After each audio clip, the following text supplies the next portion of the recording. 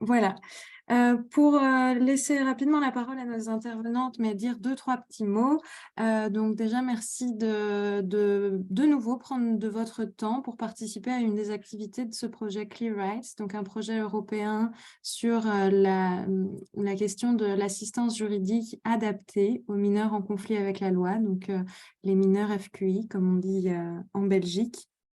C'est cette, rencontre en ligne, c'est l'occasion de faire un suivi. En fait, ça a été pensé comme un suivi des formations auxquelles vous avez participé entre juillet et septembre de cette année, soit des formations, qui ont porté sur, des aspects psychocriminologiques et qui étaient présentées par Cécile Matisse, qui va aussi, nous parler aujourd'hui, soit certaines ont participé à des formations, relatives à une communication adaptée ou à la justice adaptée aux enfants. Aujourd'hui, c'est un peu une réunion de suivi, c'est-à-dire c'est l'occasion d'aller un peu plus loin avec une nouvelle thématique euh, qui a été choisie sur la base d'évaluation à la fin des formations.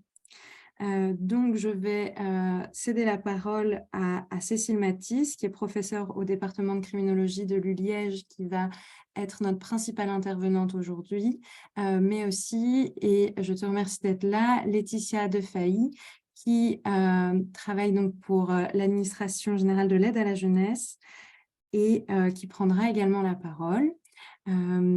Pour un petit point sur l'agenda, on va commencer par une première présentation de Cécile intitulée « Comment accompagner les mineurs en conflit avec la loi ?» constat issu de travaux en criminologie. Ensuite, on aura un petit moment, une dizaine de minutes d'échange, de questions-réponses. Pour les questions-réponses, je vous invite à écrire vos questions dans le chat et ou à prendre la parole pendant les moments de questions-réponses. Et puis voilà, si vous écrivez votre question dans le chat, je pourrais la lire alors pendant les moments de questions-réponses. Sinon, vous pouvez lever la main pendant les moments de questions-réponses. Alors, je vous donnerai directement la parole. Ensuite, Laetitia présentera le contexte, les objectifs et l'implémentation de la réforme des projets éducatifs en IPPJ et en EMA pendant une quinzaine de minutes. Puis, Cécile présentera les projets centrés sur les forces du jeune en conflit avec la loi. Donc ça, ce sera la présentation la plus importante. Voilà. Et ensuite, on aura de nouveau un moment d'échange. Écoute, Cécile, je te laisse la parole. Merci Eva, bonjour à tout le monde et ravie d'être présente aujourd'hui pour discuter avec vous de l'accompagnement des mineurs en conflit avec la loi. Alors, je vais vous partager mon écran.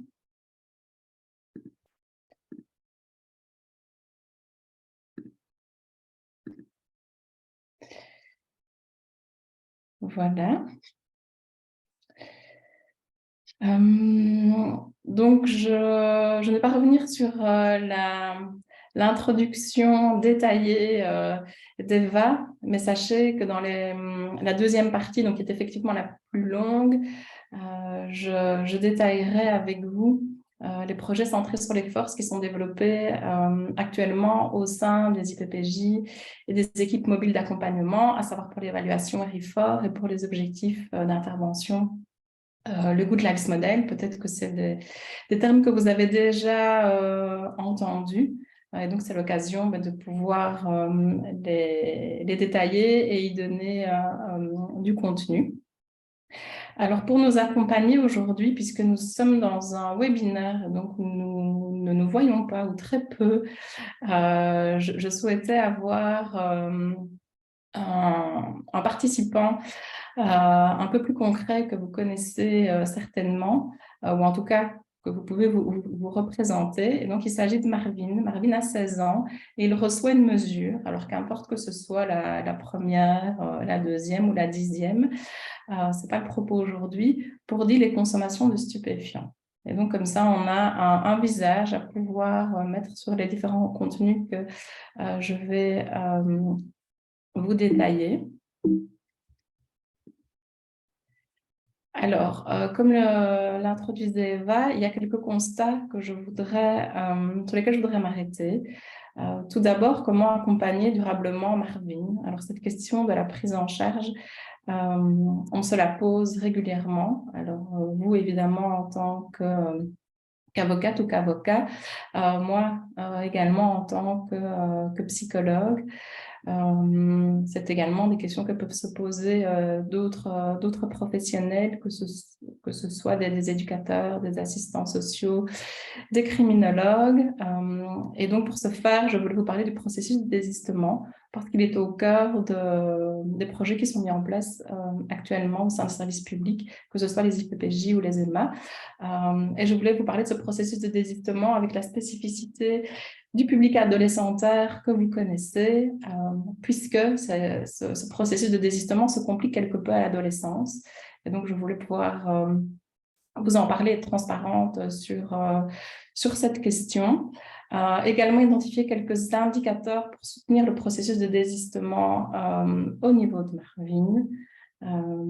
Et vous parler de recherches récentes que je mène sur le sujet, et puis transposer tout ça dans la prise en charge, ce qui nous amènera à vous parler des projets centrés sur les forces, avec le continuum pédagogique qui est mis en place au niveau de l'administration générale de l'aide à la jeunesse, et puis au niveau des projets pédagogiques et des actions éducatives et psychosociales qui sont mis en place au niveau des équipes.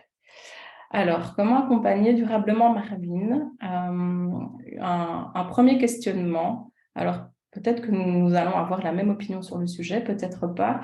En tout cas, je vous partage mon point de vue. J'ai l'impression qu'au niveau de la justice des mineurs en Belgique, mais pas que, il y a des mesures protectionnelles qui peuvent être prises à leur égard. Il y a une temporalité différente par rapport à ce que souhaiterait la justice et par rapport à ce qu'on peut constater au niveau de la clinique avec des jeunes en conflit avec la loi. Puisque quand on parle de trajectoire, il y a cette idée d'un processus qui prend du temps. Et puis, on est avec une justice qui souhaite une réaction immédiate, que ce soit par rapport à des arguments d'impunité et en tout cas de non-récidive, des mesures qui peuvent aussi être parfois très courtes et qui peuvent être aussi répétitives, voire discontinues, alors qu'on est avec ce processus qui demanderait une certaine forme de cohérence. Alors, de façon plus pragmatique, si j'en viens avec des concepts criminologiques, on parle dans ce cas de récidive. On peut également parler de désistement. Et donc, ça me semble important de vous offrir une définition pour chacun de ces concepts que vous avez déjà certainement entendus et également mettre en évidence le changement de paradigme qui s'opère entre ces deux concepts. Alors qu'on parle de la même chose, c'est un processus de réinsertion sociale, on est bien d'accord, mais on ne va pas l'aborder du tout de la même façon si on s'intéresse à la récidive ou bien si on s'intéresse au désistement. Alors, la récidive, ce n'est pas une mesure directe de changement de comportement. Et donc, ça c'est important. On n'est pas non plus dans des changements positifs d'identité, on est en fait dans une mesure de comptage. C'est-à-dire qu'on va compter quelque chose, que ce soit des nouvelles arrestations, que ce soit une nouvelle condamnation ou encore une série de mesures, ici dans le cas de la Belgique, qui pourraient être prises. Et donc, c'est finalement lié à une forme de réaction sociale qui va, à un moment donné, se positionner sur qu'est-ce qu'une nouvelle... Qu'est-ce qu'une infraction? À partir de quand on peut estimer qu'on est dans une récidive? Et donc, on va plutôt être avec un prisme ici centré, comme je le disais, sur la façon dont on va percevoir la récidive, mais finalement pas sur ce qui peut être mis en place au niveau de l'adolescent. Et donc, on est, pour résumer, avec l'idée d'un bouton on-off. C'est de se dire à un moment donné, il y a eu une infraction, potentiellement une réaction judiciaire, potentiellement une mesure, et puis on voudrait, avec ce bouton on-off, que ça donne lieu à une absence de récidive, que ce soit en termes de nouvelle infraction, réaction judiciaires ou mesures prises en place. Et quand on s'intéresse au désistement, on a quelque chose d'un peu différent, puisque le désistement, ça va être ce processus graduel, ponctué d'un certain nombre de faux départs, qui va finalement culminer en un arrêt de la délinquance. Et donc ici, on va beaucoup plus s'intéresser au point de vue individuel, plutôt qu'au point de vue politique criminel, qui serait associé à la récidive. Et donc si on veut représenter ça de façon assez schématique, on est avec ceci. C'est-à-dire qu'à un moment donné, on a effectivement des passages à l'acte, on a effectivement une série de réactions judiciaires, on a effectivement une série de mesures, et puis il n'y en a plus. Et puis ça recommence. Ça recommence différemment, avec une gravité moindre, avec des passages à l'acte qui sont de nature différente. Et puis ça s'arrête, et puis ça recommence, et puis ça repart, et puis à un moment donné, on espère, ça s'arrête.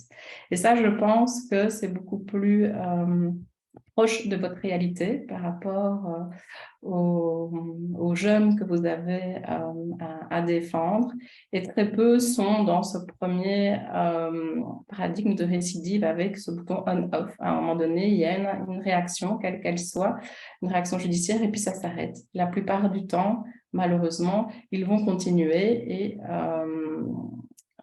je vais, en abordant le concept de l'adolescence, essayer de donner quelques arguments par rapport à ce processus discontinu et non linéaire qui serait associé à la trajectoire délinquante. Alors, donc dans le cadre de cette présentation, moi j'ai choisi de vous parler du désistement, et c'est aussi le choix qui a été fait au niveau du continuum pédagogique. Donc on est plus sur cette idée de récidive, on est sur cette idée de désistement, et Laetitia vous en parlera. Le terme continuum a été choisi consciemment pour pouvoir soutenir justement cette trajectoire discontinue et non linéaire. Alors quand on parle de désistement, on peut identifier 3 types de désistement. Tout d'abord, le désistement primaire, c'est de se dire qu'à un moment donné, on est face à un changement comportemental et à un arrêt des conduites délinquantes, ce qui pourrait se rapprocher potentiellement de ce qu'on entend par la récidive. À un moment donné, il y a un changement dans les habitudes et il y a un arrêt durable ou momentané d'une série de passages à l'acte de nature infractionnelle. Ce désistement primaire n'est pas suffisant, puisque finalement, on est dans un changement au niveau des routines comportementales qui peut très bien s'ancrer dans un environnement. On imagine Marvin qui est placé en institution publique de protection de la jeunesse. On peut bien imaginer, ou en tout cas on espère bien, que le deal et la consommation de stupéfiants ne seront plus possibles au sein de l'IPPJ dans laquelle il est placé. Et donc on est face finalement à une forme de désistement primaire, mais qui est plutôt soutenu, impulsé par l'environnement dans lequel il se trouve. Et donc, quand on parle de désistement, il est bien plus intéressant de pouvoir constater un désistement secondaire qui est associé à un changement identitaire, où là, on n'est plus dans des routines comportementales, des changements d'habitude de vie, on est avec quelqu'un qui se pose des questions par rapport à qui je suis, quelles sont mes priorités et qui je souhaite être.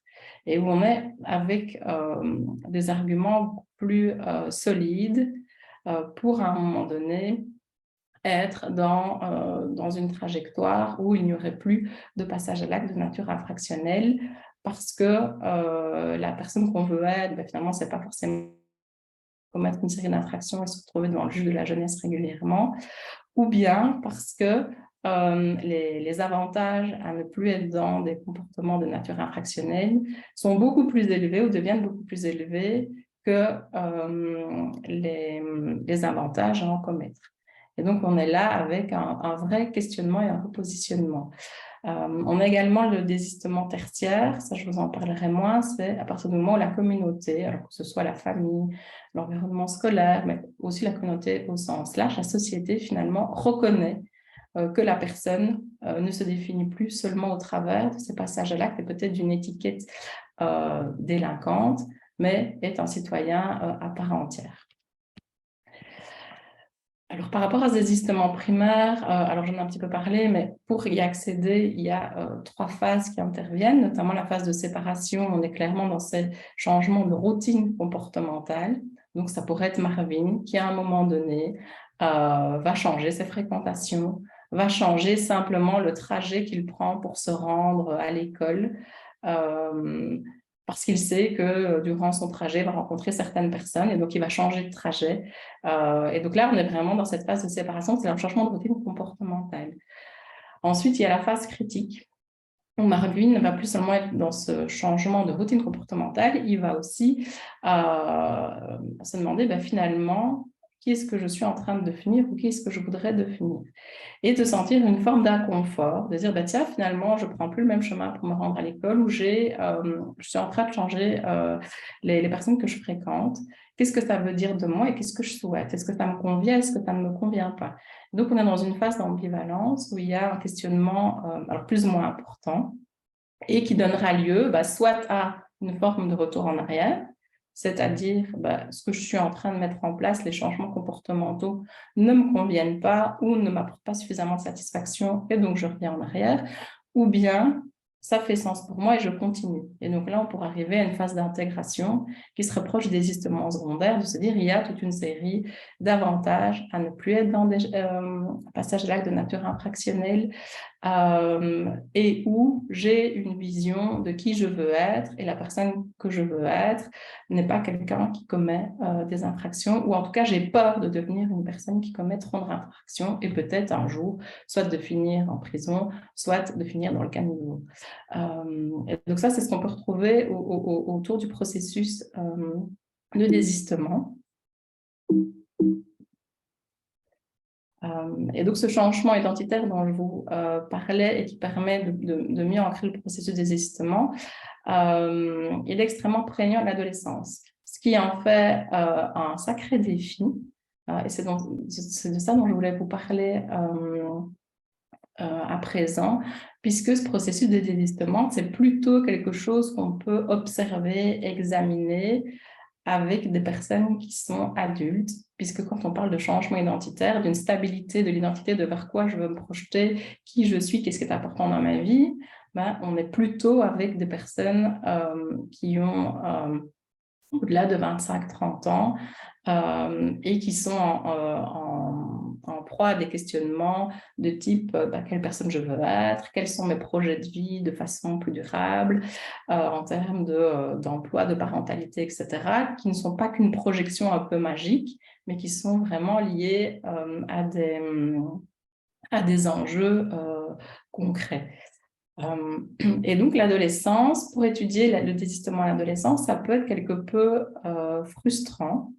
Et c'est ce à quoi je voulais vous éveiller dans les quelques minutes qui vont suivre, puisque on a très peu de données qui étudient le désistement à l'adolescence, puisqu'on est face à des adolescents qui sont dans des prises de risque, dans des explorations presque non-stop.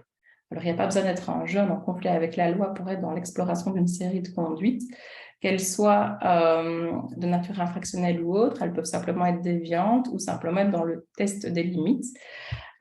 Et donc, on est face à des personnes qui vont être de toute façon dans des changements comportementaux multiples et rapides. On est également face à des adolescents qui ne vont pas forcément être réceptifs à des discours basés sur la rationalité. Donc, si on essaye de dire à Marvin, écoute, il y a plus d'avantages à arrêter ton deal de stupéfiants et ta consommation que de le continuer, je ne suis pas sûre que c'est quelque chose avec lequel il va pouvoir fonctionner, que ça va être intéressant pour lui. Alors, il pourra très bien dire oui, mais dans les faits, ça ne va rien lui apporter.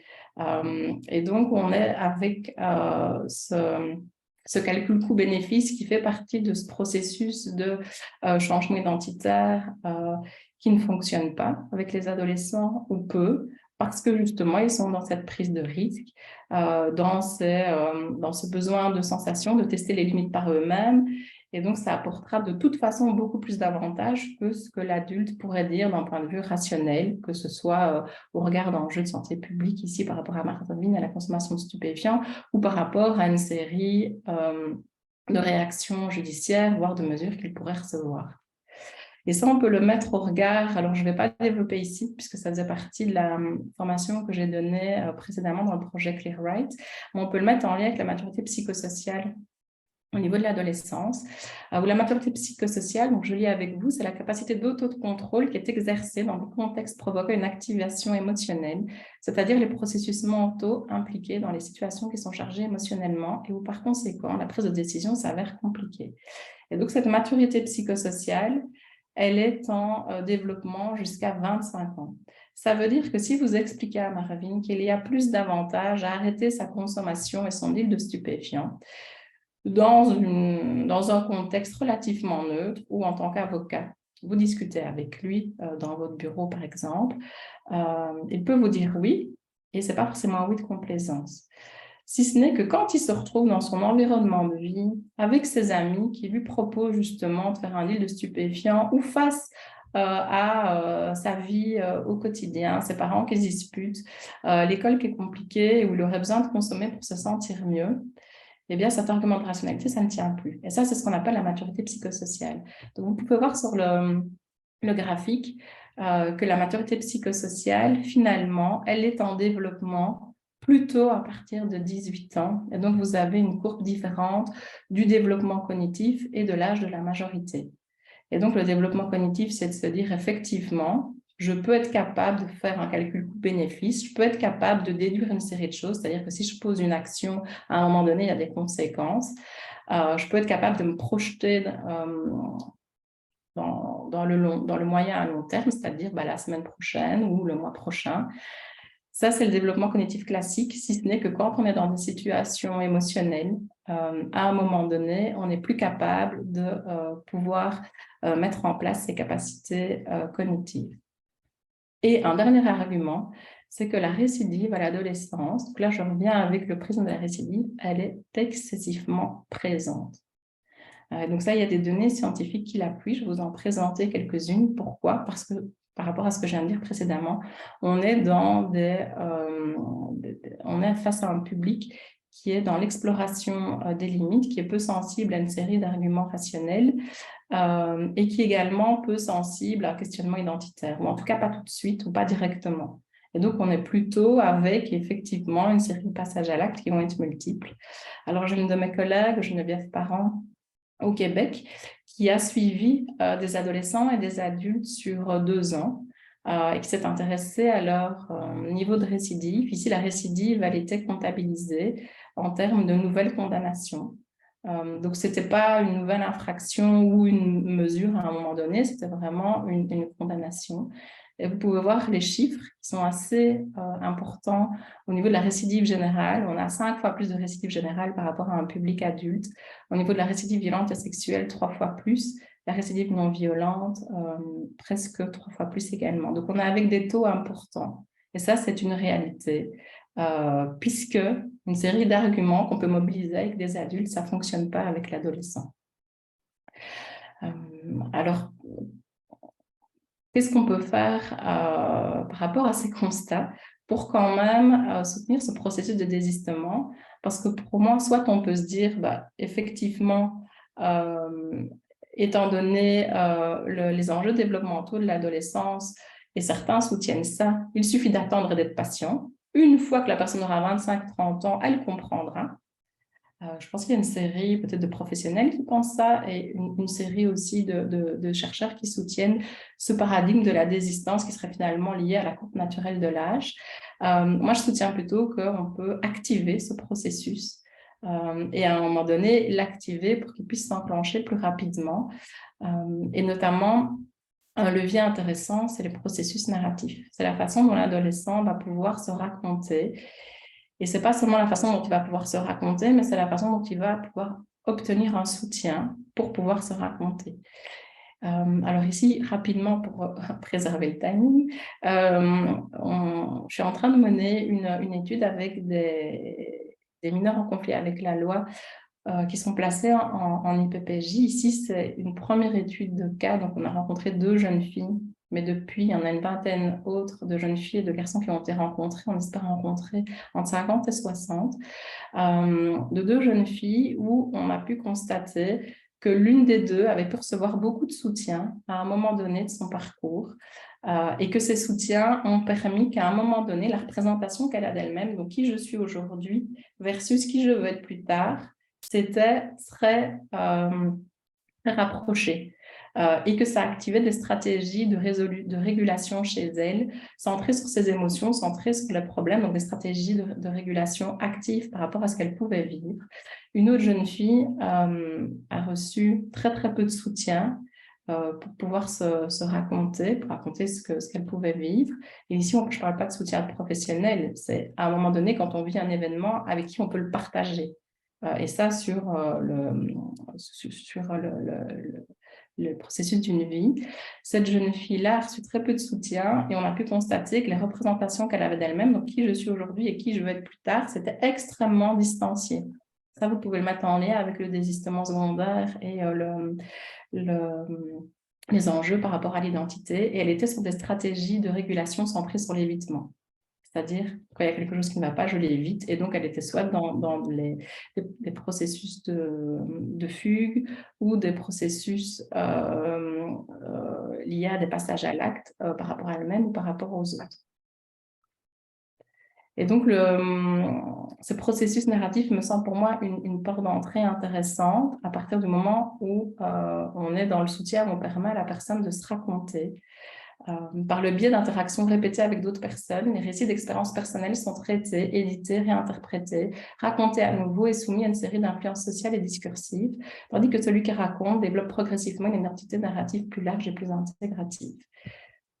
Alors, je vous lis un exemple ici de cette première jeune fille dont je vous ai parlé, où c'est notamment son soutien, ça a été son avocate. Donc, vous voyez à quel point ça peut être extrêmement précieux, les différentes sources de soutien qui peuvent être présentes.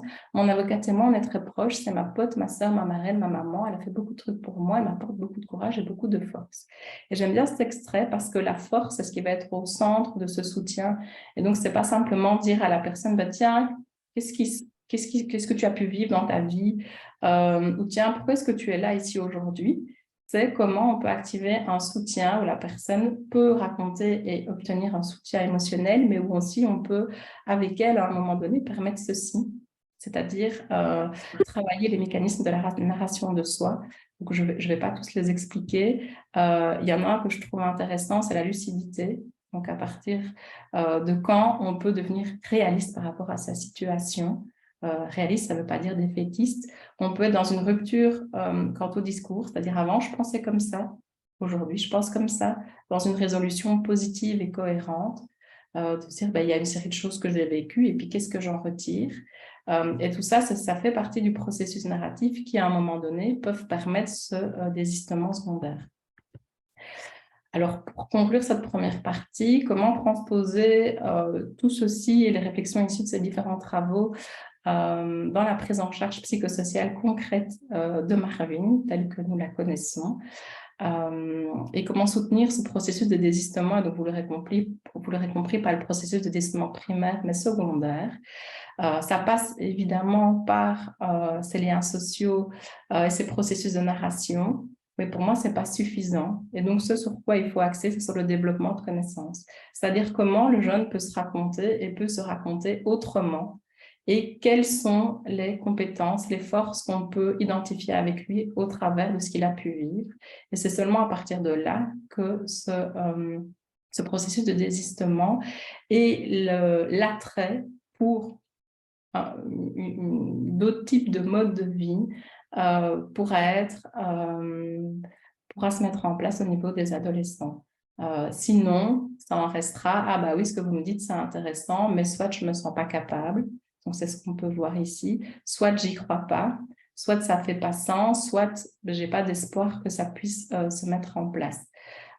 Et donc le changement, ça passe par une série d'actions quotidiennes. Ce n'est pas un changement on-off comme le paradigme de la récidive, et surtout par la possibilité de croire que ce changement est possible, en général, est possible pour moi, que j'ai des capacités pour y arriver et que j'ai, à un moment donné, pu un peu tester et que j'ai pu me rendre compte que j'étais efficace, ou en tout cas que j'avais confiance en moi pour le mettre en place.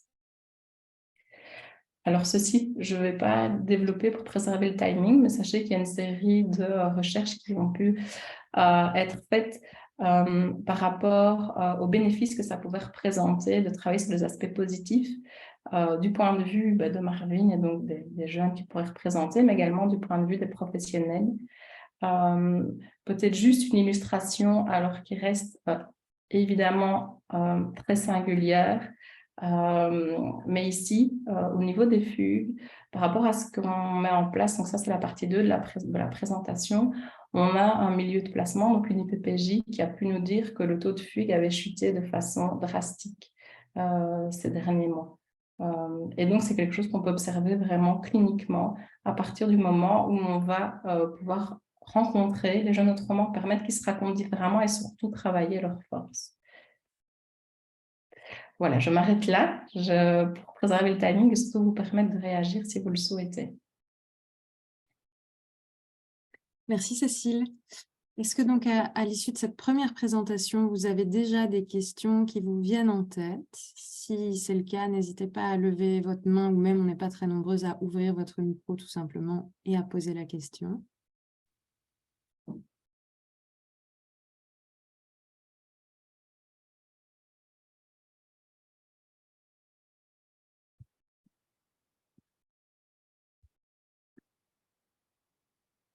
Je pense que je vais interpréter ce silence comme une absence de questions pour le moment, mais c'est très bien aussi parce que comme ça, on va enchaîner avec la présentation de Laetitia, puis de nouveau Cécile, et là, à la fin, alors on aura un nouveau moment d'échange, donc c'est peut-être, voilà, on peut peut-être aussi garder nos questions pour ce moment-là. Si vous avez une question qui vous vient pendant les présentations et que vous n'avez pas envie de perdre votre idée, n'hésitez pas à l'inscrire dans le chat, et comme ça, on y pensera pendant le prochain moment d'échange. Laetitia, je te laisse la parole et je te remercie de participer. Merci beaucoup. Voilà, bonjour à tous. Donc moi, je vais être assez succincte pour laisser plutôt place aux questions plus spécifiques que vous auriez dans un second temps. Donc simplement vous rappeler d'où provient la réforme en cours des projets éducatifs des IPPJ, mais aussi des EMA.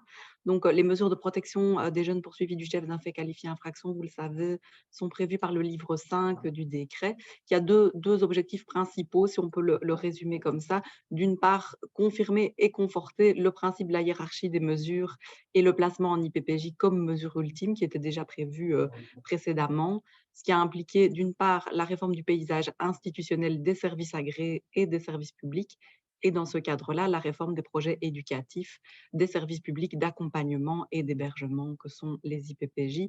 Et alors un deuxième objectif, mais que je ne vais pas aborder ici puisque ce n'est pas l'objet de la rencontre, renforcer le droit des jeunes privés de liberté placés en IPPJ. Voilà. Alors ici, simplement, voilà, pour bien rappeler ce qui se trouve dans chacun des livres du décret par rapport à la réforme du paysage institutionnel des services agréés et publics. Je ne vais pas m'y attarder, sauf si vous avez tout à l'heure des questions. On peut passer à la dia suivante. Et juste ici, voilà, au niveau des offres et des mesures prévues par le livre 5, c'est un résumé des mesures disponibles donc pour le ministère public au niveau de la phase provisoire et au fond en fonction des différentes couleurs, et où on voit bien à chaque fois une gradation par rapport à la hiérarchie des mesures avec les IPPJ qui se trouvent en bout de course, si je peux dire ça comme ça. Voilà, donc au niveau de la réforme des services publics, ce sur quoi je voulais insister, c'est qu'il s'agit ici d'une réforme qui a été globale, progressive et intégrée, en ce sens qu'on a fonctionné par petites étapes, avec pour objectif, avant de modifier les projets éducatifs des IPPJ, de pouvoir renforcer les alternatives à la mesure de placement, mais aussi à la visibilité sur certaines mesures qui étaient parfois un peu floues. Donc la première étape, ça a été la création de la cellule de liaison et l'extension de ses missions, c'est-à-dire que la cellule de liaison, elle, c'est l'interface entre les autorités mandantes et les IPPJ et les EMA pour l'attribution des prises en charge, mais elle a aussi la mission de renseigner sur les disponibilités en SRS, en SAR et en PPP rupture pour pouvoir donner une visibilité justement aux mesures alternatives qui sont assurées par les services agréés de l'aide à la jeunesse. Alors la deuxième étape de la réforme, ça a été de renforcer l'offre en accompagnement Je ne rentre pas dans les détails, mais donc les équipes mobiles d'accompagnement qui ont été créées en 2019, elles proviennent d'une fusion de différents services, c'est-à-dire les API qui dépendaient des IPPJ autrefois, des SAMIO et du Tandem, avec une redéfinition de leur mission et notamment l'intégration de la mission d'évaluation qu'on abordera ensuite, qui sont, voilà, c'est une mission qui est une alternative au placement en CEVOR IPPJ. Et dans le cadre de cette réforme de l'accompagnement, on a augmenté l'offre de prise en charge dans l'ensemble des divisions judiciaires. Et alors enfin, après cette étape-là, on a entamé la phase de la réforme des projets éducatifs des IPPJ en tant que telle, avec la mise en place de la mission structurée d'évaluation d'orientation et l'intégration du continuum éducatif. Alors, au niveau des objectifs poursuivis par la réforme, il s'appuie principalement sur tous les constats qui ont pu être posés ces dernières années et notamment la grande recherche qui avait été menée par l'INCC en 2012.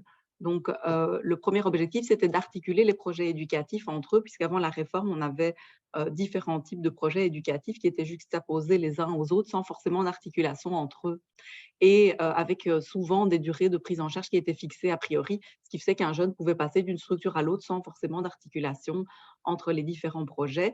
Et donc, l'objectif visé ici était de répondre aux besoins des jeunes plutôt que d'instaurer des durées de prise en charge qui sont fixées a priori, quelle que soit la situation du jeune. Ensuite, d'éviter les placements répétitifs et les interventions répétitives, puisque on a déjà eu des jeunes qui ont pu être placés 10 fois au cours d'une même année dans un service accueil. Donc, vous imaginez bien les ruptures qui peuvent exister dans ce genre de parcours. Alors, un objectif secondaire, mais qui était important aussi, c'était l'harmonisation des pratiques entre les institutions pour garantir une cohérence dans la qualité des relais qui peuvent être faits et du continuum éducatif, et alors éviter les ruptures inutiles dans la relation jeune avec ces placements répétitifs, puisque vous savez que les jeunes qui nous sont confiés sont des jeunes qui ont déjà un parcours marqué de beaucoup de ruptures.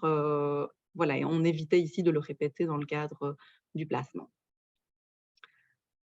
Voilà, donc on s'oriente avec tous ces objectifs principaux vers des objectifs qui seraient dynamiques et interconnectés entre eux, puisque, voilà, je l'ai évoqué, la formalisation des pratiques et donc l'harmonisation des pratiques entre les IPPJ, entre les services des IPPJ, mais aussi des EMA, permet ici de formaliser ces pratiques entre les différents services et de les harmoniser.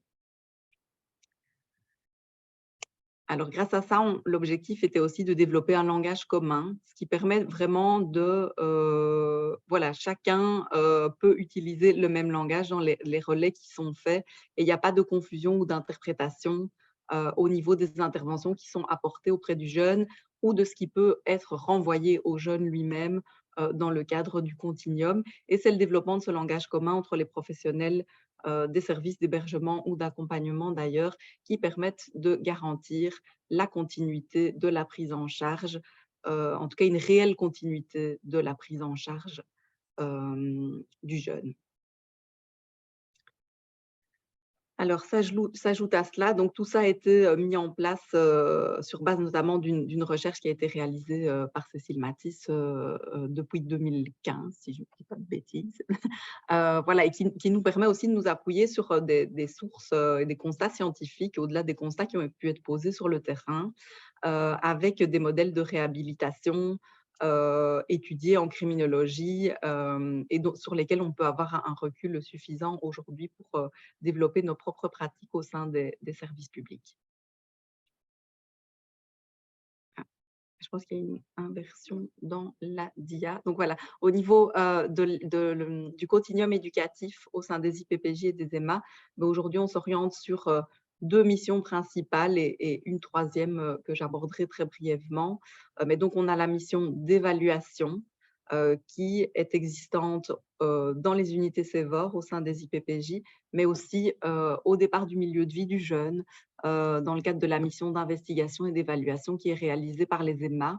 Et donc, ça a été une volonté de pouvoir offrir une alternative au placement en IPPJ pour pouvoir mener une évaluation qui s'appuie exactement sur le même outil et qui apporte des résultats identiques avec une analyse globale de la situation du jeune au départ de son milieu de vie dans un délai très court et qui peut permettre parfois d'éviter le placement aux jeunes. Et donc ensuite de l'évaluation, on a les services d'intervention, ce sont en IPPJ les services d'éducation. Avec des services d'éducation, ça peut être en régime fermé, en régime ouvert, intramuros ou extramuros. Donc extramuros, ça veut dire que le jeune est scolarisé à l'extérieur, pour ceux qui ne le savent pas.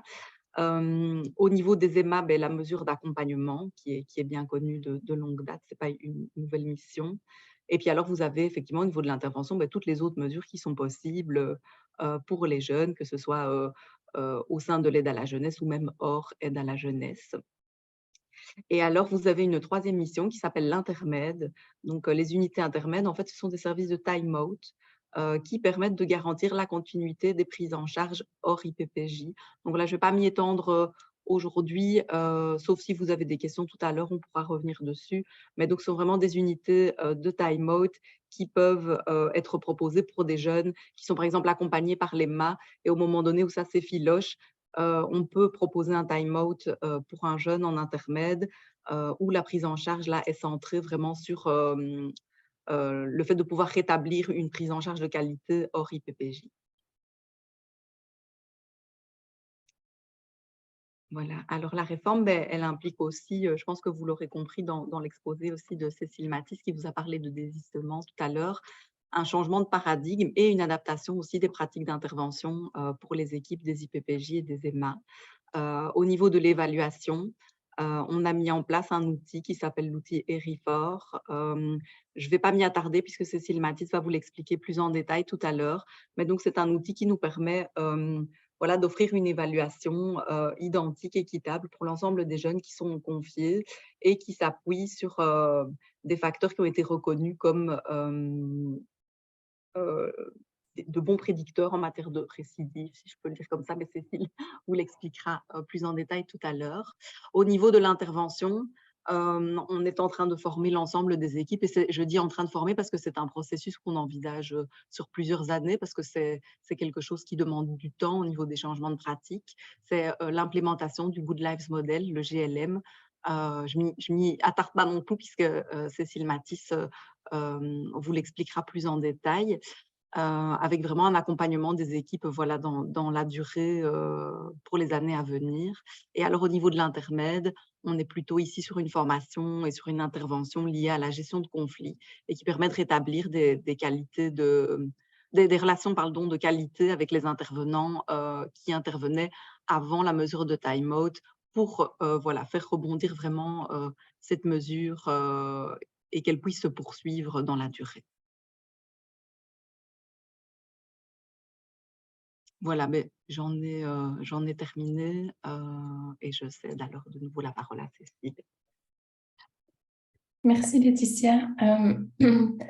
Donc pour le reste du temps que nous allons passer ensemble, je souhaitais vous présenter plus en détail les aspects pédagogiques donc d'ERIFOR et du Good Lives Model et donc des projets qui sont centrés sur les forces du mineur en conflit avec la loi, puisque pour soutenir ce processus de désistement et la possibilité qu'à un moment donné intervienne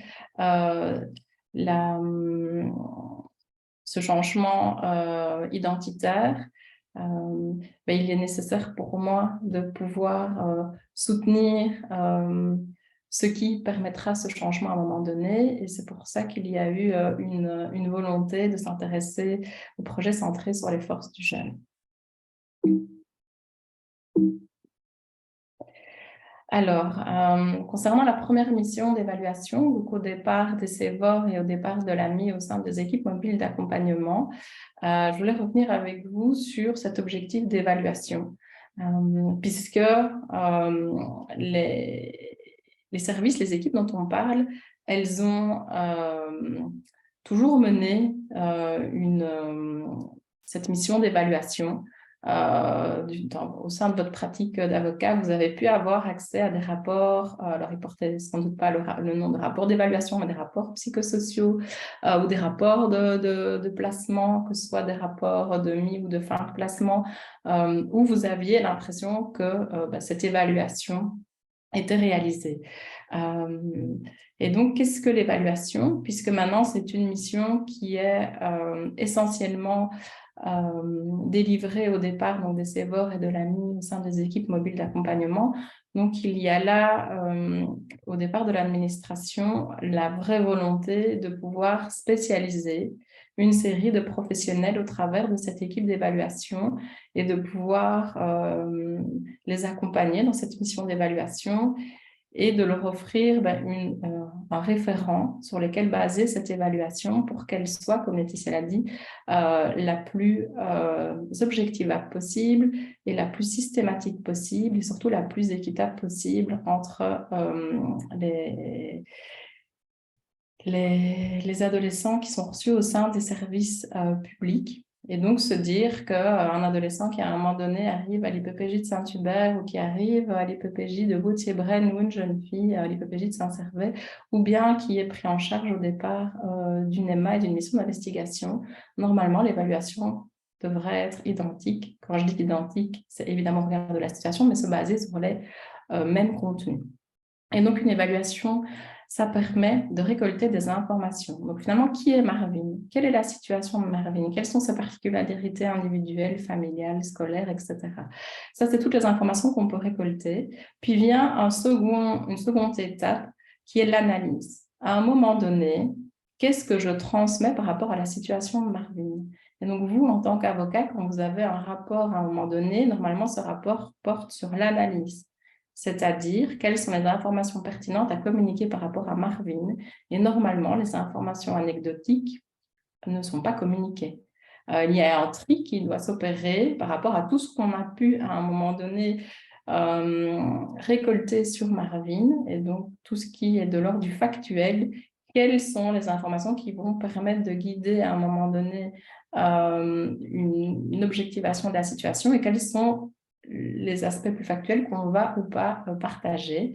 Et puis, tout l'intérêt de l'évaluation pour moi, et c'est ce qu'on peut retrouver au niveau des écrits concernant la mission d'évaluation, c'est ce qu'on peut en faire. L'évaluation, ce n'est pas juste l'objectivation, même si c'est important, mais c'est comment cette objectivation peut à un moment donné soutenir une mise en action et donc peut soutenir le développement, par exemple, d'objectifs d'intervention. Sinon, ce qui se passe, c'est qu'on réalise cette mission d'évaluation pour connaître. On veut connaître la situation. Et donc, on peut être finalement dans une répétition excessive de parce que je rencontre cette personne et donc parce que je rencontre Marvin pour la première fois, je veux le connaître et donc je vais évaluer. Et donc, Marvin, par rapport à ce processus de développement non linéaire et graduel, il va rencontrer plusieurs personnes. Et donc, on pourrait se dire que Marvin, à chaque fois, on va l'évaluer pour savoir qui il est et pour finalement le connaître. Mais cette évaluation, elle est au bénéfice de qui? Elle sera plutôt au bénéfice du professionnel qui veut avoir un maximum d'informations et peut-être se rassurer sur cette situation ou peut-être s'alarmer, mais pas forcément au bénéfice de Marvin par rapport à son parcours de désistement. Et donc, c'est en ça que l'évaluation doit servir l'intervention. C'est à partir du moment où on a objectivé, qu'est-ce qu'on garde pour pouvoir mettre en place des objectifs d'intervention qui ne sont pas des objectifs qui sont communs et qui pourraient revenir à Marvin, mais aussi à tous ses petits camarades, mais qui sont spécifiques par rapport à qui est Marvin et à ce qu'on a pu mettre en évidence au niveau de sa situation. Donc ça, c'est vraiment l'enjeu de l'évaluation. Et donc, une question, quand on regarde ce que veut dire évaluer au travers d'un dictionnaire, c'est apprécier la valeur de quelque chose. C'est une technique, une méthode d'estimation. Et donc, pour apprécier la valeur de quelque chose, moi, je me demande comment faire en sorte que ça ne devienne pas personnel. Puisque apprécier la valeur d'une chose, une appréciation, il y a l'idée d'une forme de subjectivité. Comment je vais apprécier la situation de Marvin? Qu'est-ce qui, dans la situation de Marvin, va rencontrer mes intérêts et mes affinités par rapport au modèle théorique qui, moi, me parle, ou par rapport à une certaine expertise que je pourrais avoir? Imaginons que je suis quelqu'un qui a une expertise et une formation au niveau des relations familiales. je vais peut-être vouloir, quand je rencontre Marvin, à un moment donné de sa prise en charge, investiguer excessivement ses relations familiales. Oui, mais Marvin, il est là pour consommation et deal de stupéfiants. Marvin, il va ou il ne va pas à l'école. Marvin, il a des façons de penser, des façons de se comporter. Et de par ma formation initiale, je vais sans doute investiguer un maximum un aspect de la situation de Marvin, potentiellement au détriment des autres. Et puis Marvin, il va aller, il va peut-être rencontrer quelqu'un d'autre au niveau de son parcours d'accompagnement, et puis cette personne-là, elle sera plus spécialisée dans autre chose.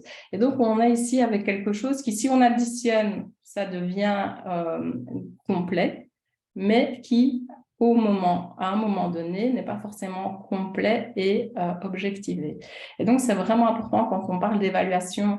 Et c'est en ça que d'instaurer des missions spécifiques au départ de certains professionnels, il y a pour moi une éthique de devoir faire en sorte que cette évaluation soit un minimum systématisée et garantir que les personnes peuvent mener cette évaluation sur base d'un référent commun et pas forcément sur base de leur expertise personnelle. L'expertise personnelle, ça intervient au niveau des savoir-être et de l'interpersonnel, mais pas au niveau d'un aspect aussi technique qu'évalué. Et donc, si on s'intéresse à l'évaluation, donc après ce préambule sur la mission d'évaluation, si on s'intéresse à l'évaluation au niveau des personnes en conflit avec la loi, au départ de la criminologie, on a ce qu'on appelle des outils d'évaluation actuarielle qui mesurent le risque de récidive. Et donc là, on revient avec effectivement ce paradigme de la récidive qui est incontournable. Quand on s'intéresse aux personnes qui commettent des infractions, on évalue le risque de récidive au travers d'évaluation du risque de récidive. Et un modèle qui est central par rapport à ce type d'évaluation, c'est le modèle risque-besoin-réceptivité, qu'on va abréger en disant le modèle RBR. Alors, pour les plus sceptiques, peut-être qu'on pourrait associer ça à cette boule de cristal, à se dire magie, dis-moi qui va récidiver demain. Évidemment qu'on n'est pas ici dans un aspect déterministe, on est ici avec une prédiction, une probabilité. Et pour moi, ce n'est pas tant le résultat que ça va donner, mais c'est tout ce que l'évaluation permet d'objectiver. Et de se dire qu'à un moment donné, il y a une série d'informations, d'éléments dans la situation qui vont être objectivés de la même façon. Qu'importe mes affinités, je vais passer en revue une série d'informations qui seront à chaque fois les mêmes pour être sûr de ne rien oublier. Et puis, à un moment donné, ça me donnera des indications sur effectivement quel est plutôt le profil de Marvin et est-ce que j'ai à m'inquiéter ou pas pour lui par rapport à un moment donné une certaine forme de réinsertion sociale, ou quelles seraient les aides ou les mesures à mettre en place pour son suivi.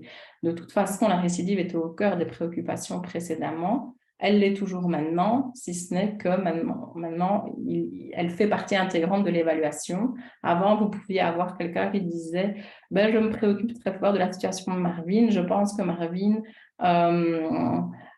présente des risques importants en termes de nouveau passage à l'acte. Et puis maintenant, vous avez une évaluation qui va soutenir en fait ce jugement clinique.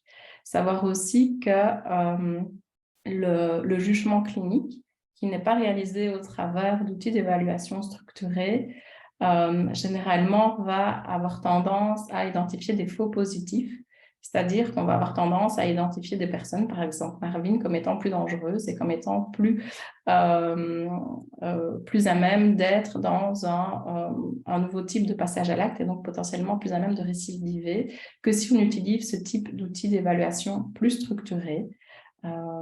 Pourquoi? Parce qu'on passe en revue toute une série de domaines et donc on ne va pas mettre la focale que sur la consommation de stupéfiants qui pose un réel problème dans la situation. On va aussi mettre la focale sur d'autres aspects qui vont peut-être bien. Et tout ça, ça participe à cette évaluation.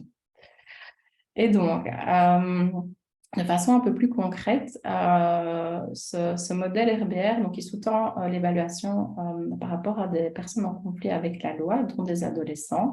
vous avez donc ce socle qui comprend l'évaluation, qui permet à un moment donné d'identifier un niveau de risque de récidive et donc de pouvoir se dire à partir au départ de Marvin, est-ce que sa situation est potentiellement préoccupante ou pas, de pouvoir identifier une série de besoins criminogènes qu'on va appeler ici des facteurs de risque ou ce qui pose problème dans sa situation, et aussi une série d'éléments plus personnels, plus singuliers, au-delà des grands domaines qui seront évalués systématiquement.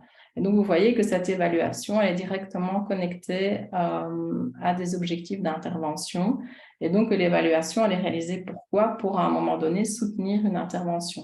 Elle n'est pas réalisée pour la connaissance du professionnel, elle est réalisée avec la poursuite de pouvoir mettre en place quelque chose par rapport à Marvin. Alors ici, je vais rapidement passer, mais comme on parlait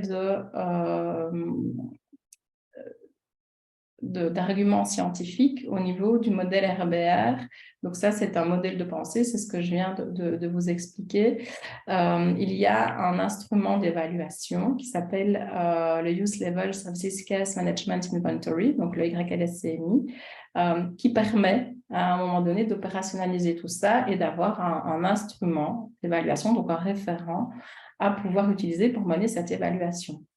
Alors, il y a toute une série d'études qui ont été réalisées, qui permettent de montrer les qualités psychométriques de cet instrument d'évaluation et donc de se dire, cet instrument d'évaluation, toutes les questions qui font partie de cet instrument d'évaluation, elles ont bien leur place.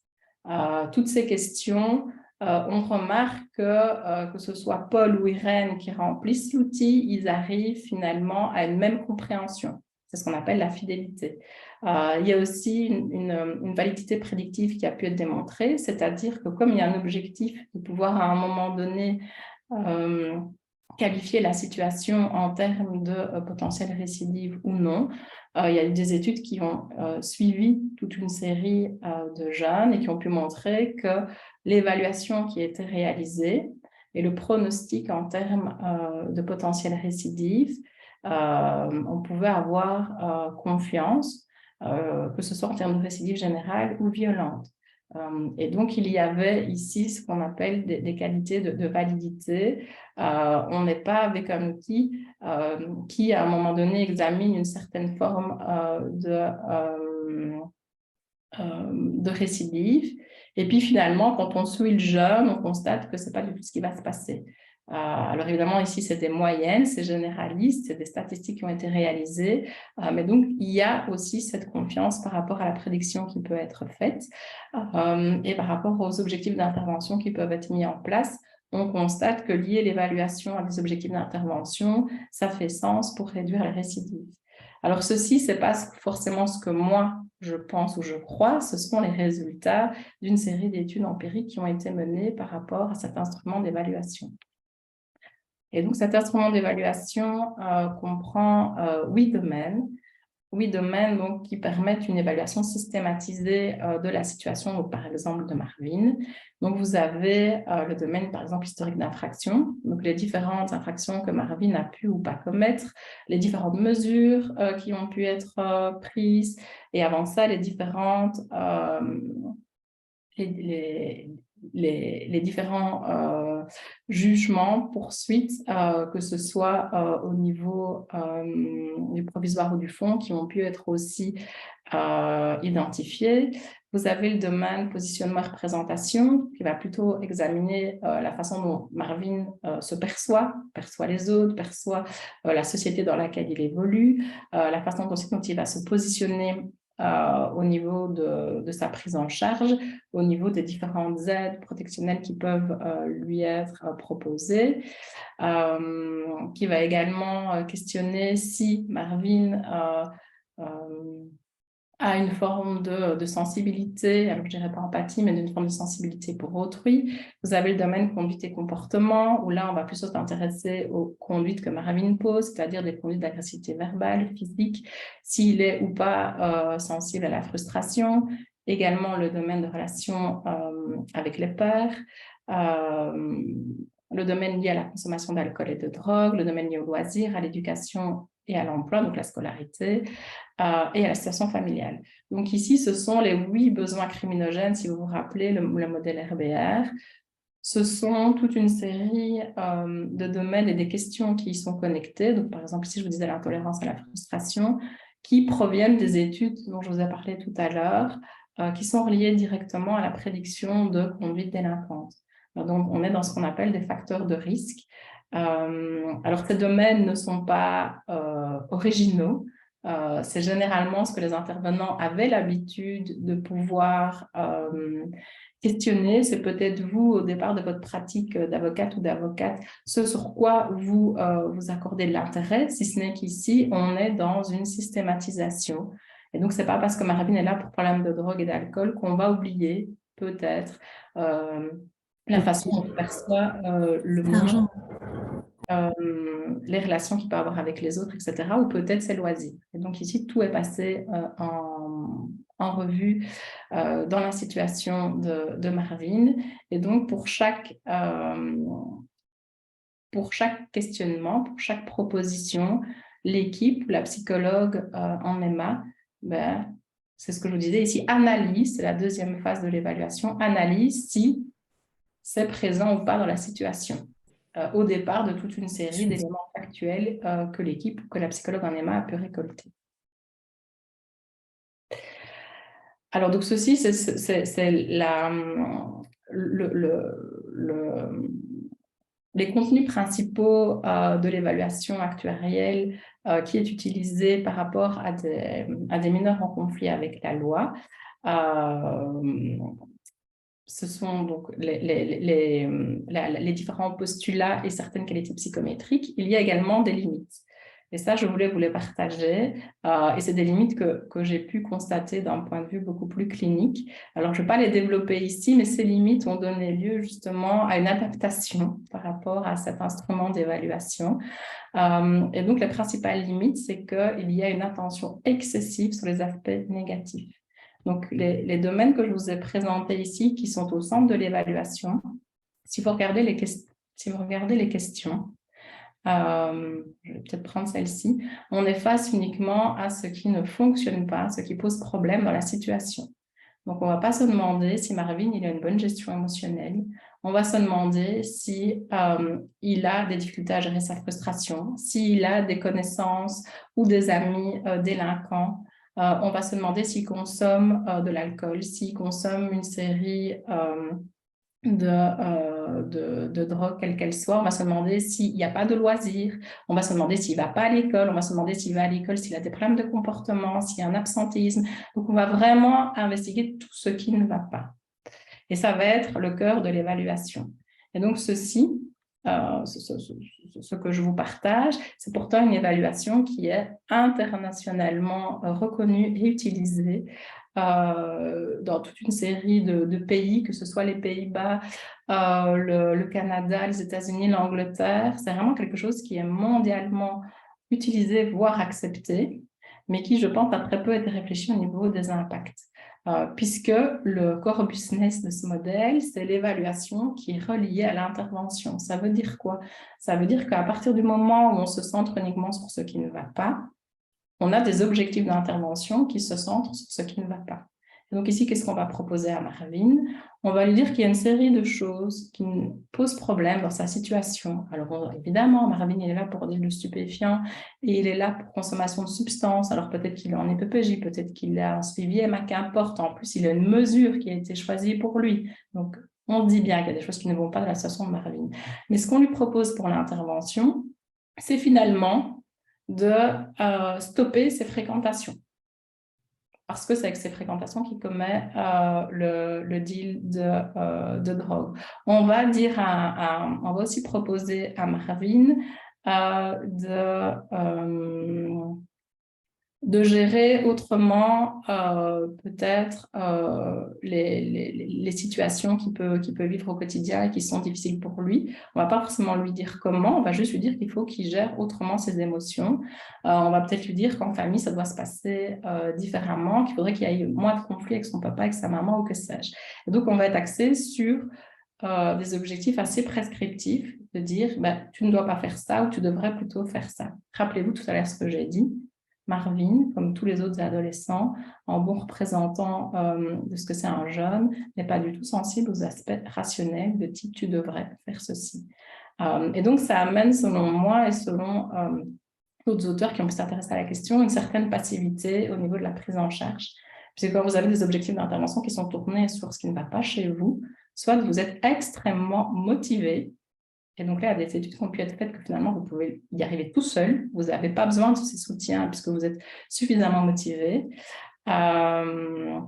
soit vous êtes face à quelqu'un qui va plutôt faire du surplace.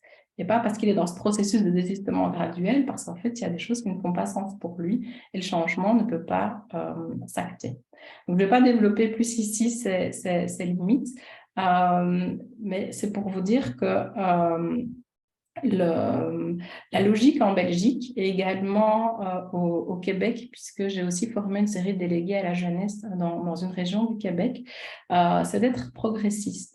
Et ça, on peut en être fier. C'est d'être progressif et de se dire que finalement, à partir d'un modèle qui a fait sa preuve, d'un instrument d'évaluation qui est communément, il y a une série de limites et donc on peut très bien les dépasser. Et ici, c'est de se dire que l'évaluation qui est le socle de la prise en charge à un moment donné, parce qu'elle est connectée à des objectifs d'intervention, pour moi, il y a un devoir d'effectivement évaluer des aspects négatifs, mais aussi d'évaluer des aspects positifs. Les deux doivent être menés conjointement. Ça, c'est excessivement important. Pourquoi? Pour pouvoir proposer des objectifs d'intervention qui sont centrés sur des aspects négatifs, c'est-à-dire à changer. Il y a des jeunes qui vont vous dire, oui, moi j'ai envie de changer ça dans ma situation, et qui sont dans cette dynamique d'un changement axé sur mettre en place quelque chose de différent, mais aussi pouvoir proposer des objectifs d'intervention qui sont centrés sur quelque chose qu'on veut consolider, qui va déjà bien. Il y a d'autres jeunes qui vous diront, moi ça se passe bien, j'ai envie que ça se passe encore mieux. Et donc, c'est de pouvoir avoir suffisamment de diversité pour travailler avec ces deux types de publics. Et pour ceux pour lesquels il n'y aurait aucun objectif d'intervention qui serait envisageable, de pouvoir leur dire, de toute façon, on s'intéresse à toi dans ce qui va bien, mais aussi dans ce qui va moins bien. Ça me semble être important par rapport surtout à cette mission d'évaluation qui est formalisée au départ d'une série d'équipes, c'est de faire en sorte qu'elle soit la plus respectueuse possible du développement du jeune et qu'elle puisse soutenir, par rapport à ce que j'ai dit en introduction, ce processus de désistement. Pour moi, se centre uniquement sur les aspects négatifs. Ça soutient le paradigme de la récidive, mais absolument pas celui du désistement. Et donc, on en arrive à l'évaluation qui est menée actuellement au sein des CEVOR et des équipes mobiles d'accompagnement au sein de la mission d'investigation, qui est l'instrument d'évaluation qui s'appelle ERIFOR. Et donc, ERIFOR va investiguer effectivement une série de facteurs de risque et donc d'aspects négatifs au départ de la situation du mineur en conflit avec la loi, au départ des 8 domaines que je vous ai présentés tout à l'heure, vous pouvez le voir ici sur le slide, mais également va identifier par rapport à ces 8 domaines toute une série de forces. Et donc, qu'est-ce qui va bien chez Marvin? Marvin, ok, il a peut-être des fréquentations antisociales délinquantes avec lesquelles il met en place son deal de drogue, mais peut-être que Marvin, ses amitiés, ça lui apporte beaucoup de soutien, d'écoute, de disponibilité. Et peut-être qu'il est aussi capable d'entrer en relation avec eux de façon respectueuse. Et ça, c'est une force qu'il a, qu'on va peut-être pouvoir utiliser après pour entrer en relation avec d'autres types de personnes et notamment peut-être l'insertion dans un potentiel loisir. Et donc ici, vous voyez au niveau du canevas de rapport, qu'il y a effectivement dans la colonne centrale le recensement des difficultés dans la situation de Marvin, mais qu'il y a également tout le recensement de ses forces. Et donc de pouvoir dire, nous, on aura envie que dans la colonne de gauche, on ait une ligne entièrement colorée. Là, on est au début, on pourrait envisager avec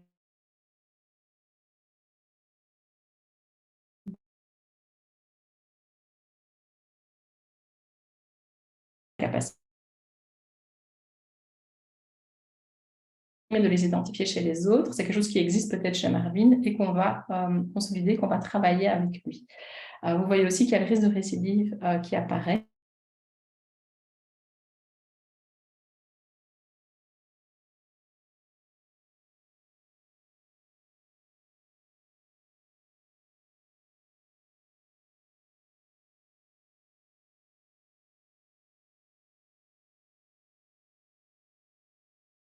qui invite à dire, ben là, effectivement, il y a peut-être une préoccupation plus importante à accorder ou pas, mais de pouvoir à un moment donné être transparent par rapport à la situation, sachant, comme je l'ai dit, que pour moi, l'important, c'est l'évaluation et ce qui a pu être mis en évidence en termes de difficultés ou de potentialités chez Marvin. Et donc, les forces qui pourront être examinées au sein des RIFOR, je vous en donne la définition parce que ça a fait l'objet de beaucoup de discussions avec les intervenants, les professionnels qui ont utilisé les RIFOR au départ, puisque cette inclusion des forces, ça n'existe pas. Et donc, il a fallu penser avec les équipes et on regarde des situations multiples des jeunes, ce qui pouvait vraiment constituer une force, une ressource qui pouvait être exploitable et mobilisable dans le cadre d'objectifs d'intervention. Et donc, de pouvoir dire que la situation familiale va bien, en fait, ça ne veut rien dire. Qu'est-ce qu'on cible concrètement comme indicateur? Et donc, ici, une force, c'est vraiment un indicateur qui soit est présent et déjà utilisé par le jeune, et donc le jeune sait qu'il a peut-être cette ressource-là à disposition, soit qui est présent, mais qui n'est pas utilisé dans un contexte qui est propice au désistement. Donc, je peux vous donner un exemple. Ici, on pourrait imaginer que Marvin est très proche ou peut nouer des relations, comme je disais, respectueuses, peut compter sur des amis, mais qu'avec ses amis, il commet effectivement une infraction par rapport au deal de stupéfiants. Ça, c'est quelque chose qui est présent chez lui, cette capacité d'entrer en relation, d'avoir des relations sur la durée. Ce n'est pas le cas de tous les jeunes. Si ce n'est qu'elle est mise, elle s'exprime dans un contexte qui n'est pas respectueux des normes légales et sociales. De pouvoir l'identifier avec Marvin, c'est la possibilité de lui dire, bah, tu as ça à ta disposition. Et donc, à un moment donné, on va pouvoir le travailler avec toi et tu pourrais potentiellement l'utiliser pour ce que je disais, une insertion scolaire ou un loisir. Dire à Marvin, écoute, là, on va changer tes fréquentations, on va changer tes habitudes de vie pour ne plus que tu sois dans la consommation, dans le deal de stupéfiants. Il y a telle structure qui pourrait t'accueillir de loisirs ou d'activités récréatives. Moi, j'ai déjà eu l'écho de beaucoup de jeunes qui disent « bah oui, mais en fait, moi, je suis timide, moi, je ne suis pas capable, ou alors j'ai besoin d'avoir un ami pour m'accompagner et pour aller avec moi. » Donc là, on est face à des personnes qui ne vont pas remettre forcément en question la proposition, mais qui vont dire qu'elles n'ont pas les capacités ou qu'elles ne se sentent pas en maîtrise ou avec un sentiment d'auto-efficacité suffisant que pour pouvoir le faire. Et donc là, dire à Marvin, mais en fait, tu es capable d'entrer en relation, regarde là comme tu peux le faire. Tu es capable d'avoir quelqu'un qui t'identifie comme étant un ami et toi, tu identifies quelqu'un comme étant un ami. Et donc, c'est quelque chose que tu pourras utiliser, sur lequel tu peux t'appuyer pour entrer en contact avec d'autres personnes que tu ne connais pas, qui ne sont peut-être pas dans ton cercle de référence. Et ça, c'est nécessaire pour qu'à un moment donné, comme je disais tout à l'heure, il y ait l'espoir de un. Il y a l'idée que le changement peut être envisageable, que Marvin puisse le tester en se disant qu'il a déjà une série de capacités à disposition.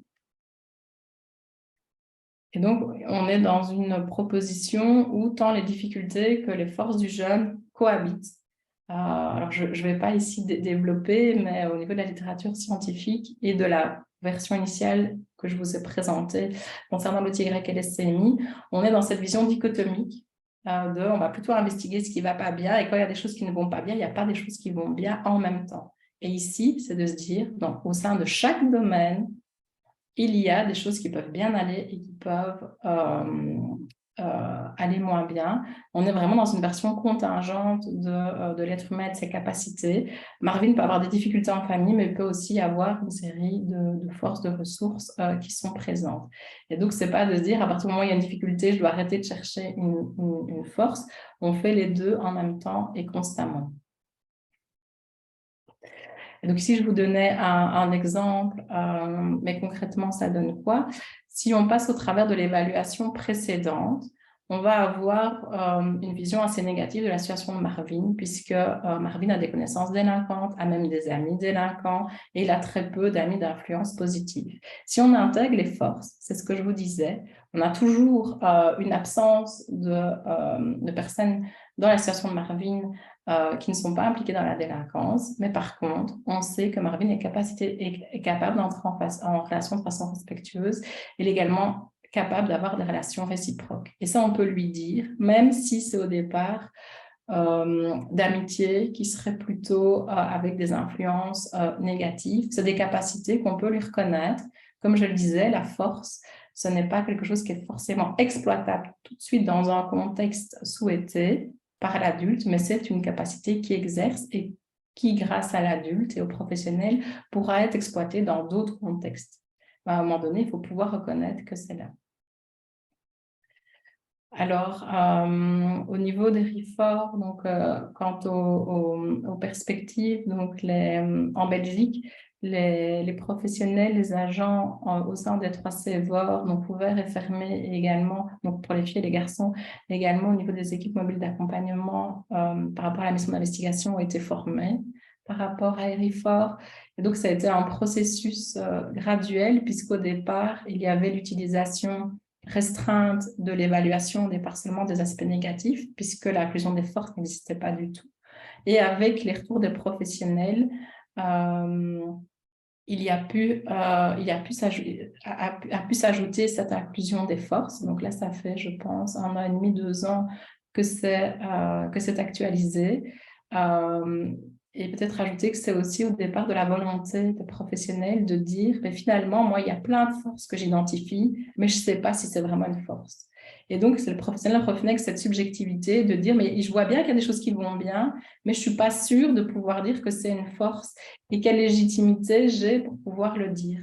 Alors, autant pour ce qui est négatif, il y avait moins cette conscientisation, autant pour ce qui était positif, les professionnels avaient beaucoup de difficultés de dire est-ce que j'ai le droit de pouvoir indiquer que c'est une force. C'est quand même un jeune en conflit avec la loi. Pour dire que c'est une force, j'ai quand même besoin d'avoir beaucoup plus de certitude que finalement si c'était une difficulté dans la situation. Donc, ce travail a pu être fait avec les équipes pour avoir des indicateurs très concrets et systématiques au départ des forces. Et donc, comme je disais, il y a également des délégués à la jeunesse qui sont formés au Québec. Et les objectifs suivants, c'est de pouvoir mener ces études concernant les qualités psychométriques, que ce soit la fidélité ou la validité, de dire effectivement, est-ce que Marvin, s'il est reçu à Wautier-Braine ou au CEVOR de Saint-Hubert, que ce soit dans la section 1, 2 ou 3, est-ce qu'il reçoit le même type d'évaluation ou est-ce que c'est la subjectivité des professionnels qui intervient? Est-ce que l'évaluation qui est réalisée, on peut la mettre en lien avec la trajectoire de Marvin et d'éventuelles récidives ou non? Donc tout ça, c'est des choses qui vont être examinées grâce à une thèse de doctorat qui est en cours de réalisation et grâce à un projet de recherche qui est en place au Québec, avec l'objectif de pouvoir peaufiner et de pouvoir améliorer l'évaluation existante pour qu'elle colle au plus près des situations des jeunes ici en Belgique et également au regard des pratiques des professionnels et que ce soit une évaluation qui soit la plus globale et la plus rigoureuse possible en égard à cet objectif d'évaluation qui est confié à ces équipes. Alors, après ce morceau plus technique, je voulais terminer la présentation avec les missions d'intervention. Comme Laetitia vous a dit, il y a cette mission d'évaluation des parts des CEVOR et des équipes mobiles d'accompagnement au travers de l'AMI, mais il y a également un objectif d'intervention, puisque ce continuum pédagogique, il est pensé au travers d'une évaluation qui est au service de l'intervention. Donc, par rapport à cette mission d'évaluation, si on regarde la définition, c'est agir, prendre part à une action. Et donc, mon questionnement, c'est finalement comment faire en sorte que ces actions soient cohérentes et surtout continuent dans le temps. Comment faire en sorte que ce continuum pédagogique qui est sur le papier puisse à un moment donné prendre forme et comment donner une garantie, que ce soit aux professionnels ou aux jeunes qui sont pris en charge, de cette cohérence, indépendamment des personnes qui sont présentes ou indépendamment des milieux de prise en charge. Alors, un premier argument dont Laetitia vous a parlé, c'est ce langage commun. Et donc, c'est d'avoir ces référents plus spécifique au niveau des professionnels, mais c'est aussi et surtout de trouver un référent qui puisse soutenir ce parcours de désistement et puisse surtout être suffisamment résistant par rapport à ces changements et à ces processus non linéaires. Et donc, le choix s'est porté sur le Good Lives Model. Le Good Lives Model, c'est un modèle de réhabilitation. Donc, je vous ai parlé du modèle risque, besoin, réceptivité, le RBR. Un autre modèle qu'on trouve également au niveau de la réhabilitation en criminologie, c'est le Good Lives Model. Et le Good Lives Model a un positionnement tout à fait différent puisque lui va soutenir justement ce processus de désistement et, comme je disais, assez résistant pour œuvrer dans la durée. Le Good Lives Model cherche à promouvoir la sécurité publique à travers l'inclusion plutôt que la stigmatisation. Donc ici, on ne va pas chercher à se centrer sur des aspects négatifs, on va chercher à réellement inclure et avoir une approche excessivement humaniste, où un des postulats de base, c'est de se dire la personne en conflit avec la loi, elle est égale à moi. Et donc, il y a une série de postulats que je partage avec elle.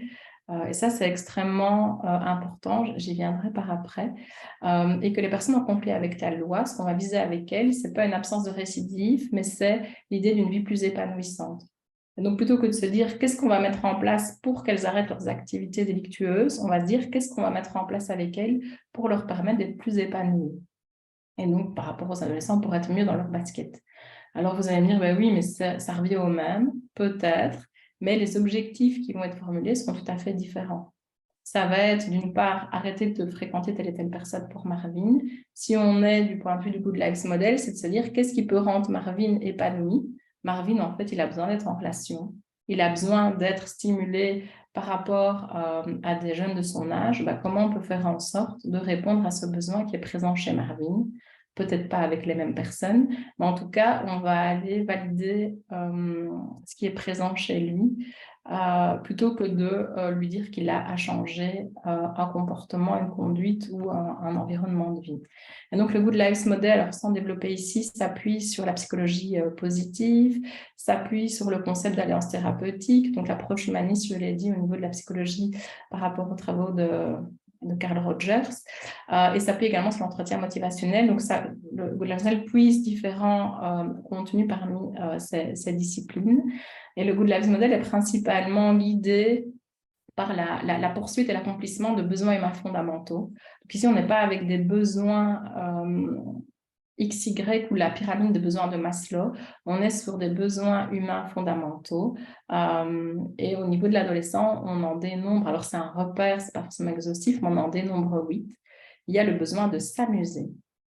Alors, je ne sais pas vous, mais quand vous avez un jeune en face de vous, lui dire qu'il a besoin de s'amuser et qu'on le comprend et qu'on va mettre en place des objectifs d'intervention pour pouvoir répondre à ce besoin de s'amuser, qui plus est si le jeune est en conflit avec la loi et potentiellement en IPPJ, je trouve qu'on est quand même face à un changement de paradigme. Si on prend le besoin d'être en bonne santé sexuelle, face à un jeune qui a commis une série d'attouchements, voire d'abus sexuels sur un mineur d'âge, voire sur son petit frère, sa petite sœur, on est aussi avec un sacré changement de paradigme, de dire, bah, on entend bien que tu as besoin d'être en santé sexuelle, que tu es en exploration de ta sexualité et sans le soutien. Par contre, ce qu'on remet en question, c'est la façon que tu as d'y parvenir et de répondre à ce besoin. On a que c'est un changement de paradigme puisque au niveau du modèle de prévention de la récidive, qu'est-ce qu'on va dire? On va dire, bah, t'amuser, quand tu t'amuses, tu fais des conneries, donc il faut arrêter de t'amuser. Être en santé sexuelle, ça n'a pas d'intérêt, puisque quand tu veux vivre ta sexualité, tu la vis d'une manière déviante, et donc potentiellement, tu as des fantasmes déviants, et donc c'est à corriger. Et donc, on va être dans un discours, mais donc aussi avec une approche et des objectifs d'intervention totalement différents, selon qu'on va soutenir les besoins qui sont derrière les passages à l'acte, ou selon qu'on va uniquement s'intéresser et prioriser l'intervention sur les passages à l'acte. Donc là, vous avez différents besoins, je ne vais pas les développer ici, mais ce sont des besoins qui appartiennent à tous les adolescents, et pas qu'aux adolescents en conflit avec la loi. et qui sont nécessaires pour pouvoir s'épanouir. Et ça va être les objectifs d'intervention qui vont permettre la continuité, puisque le pari, c'est de se dire que les professionnels vont essayer avec le jeune, et ici on prend la situation de Marvin, d'identifier ses besoins humains fondamentaux. Et donc, qu'est-ce qui est présent chez Marvin? Quand Marvin est dans du deal de consommation, dans du deal de stupéfiant, pardon, et dans une consommation de stupéfiants pour lui, qu'est-ce qui est présent chez lui? Qu'est-ce que ça va chercher? Est-ce qu'il a besoin de s'amuser? Est-ce qu'il a besoin d'être en santé émotionnelle? Est-ce qu'il a besoin d'appartenir, d'être en relation? Qu'est-ce qui est présent chez lui? Et ça va être accompagné. Donc, on ne va pas lui dire ah non, tu dois changer. On va dire comment on peut faire pour que tu sois en relation, comment on peut faire pour que tu sois en santé émotionnelle. Et ça va être validé. Par contre, ce qui ne va pas être validé, c'est sa façon d'y répondre. Donc, les stratégies qu'il peut utiliser, comme ici le deal de stupéfiants ou la consommation. Et donc, ces besoins humains fondamentaux, ça peut être le fil conducteur au travers des différentes prises en charge que Marvin pourrait connaître. Et ce langage commun dont Laetitia parlait, c'est de pouvoir justement nommer ces besoins qui sont présents chez Marvin et de dire, ben voilà, nous avec Marvin, puisque c'est un des postulats, c'est que Marvin évidemment valide les besoins, c'est pas l'intervenant qui les identifie de façon distale, c'est Marvin qui dit, non, non, là vous vous trompez, moi c'est pas du tout l'envie de m'amuser, non, c'est pas ça, c'est autre chose. Et donc, c'est la voix de Marvin qui aura beaucoup plus et qui aura même la priorité. Et c'est de pouvoir, entre intervenants, dire ben là, on travaille ces besoins-là chez Marvin, c'est la priorité pour lui.